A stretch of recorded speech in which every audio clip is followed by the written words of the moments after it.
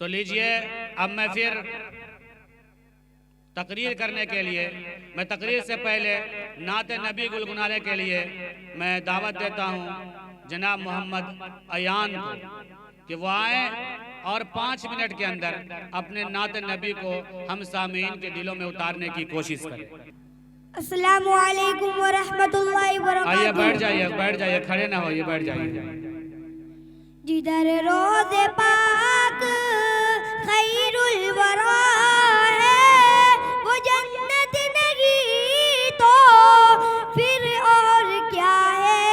जिधर रोज़े पाक खैरुल वरा है, वो जन्नत नहीं तो फिर और क्या है। कहाँ में ये मदीने की गलियाँ, कहाँ में ये मदीने की गलियाँ। ये किस्मत नहीं तो फिर और क्या माशाअल्लाह, एक मतलब करिए सुभान अल्लाह।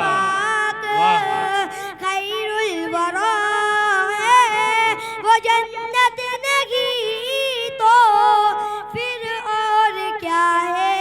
जो आसी को अपनी कमली में छुपा ले, जो दुश्मन को अपने सीने से लगा ले, उसे और क्या नाम देगा जमाना, उसे और क्या नाम देगा जमाना।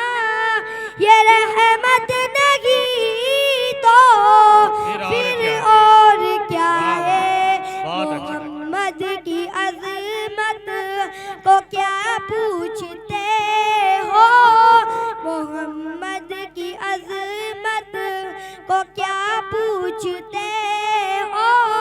वो साहब काबा को सर ठहरे। अस्सलामु अलैकुम।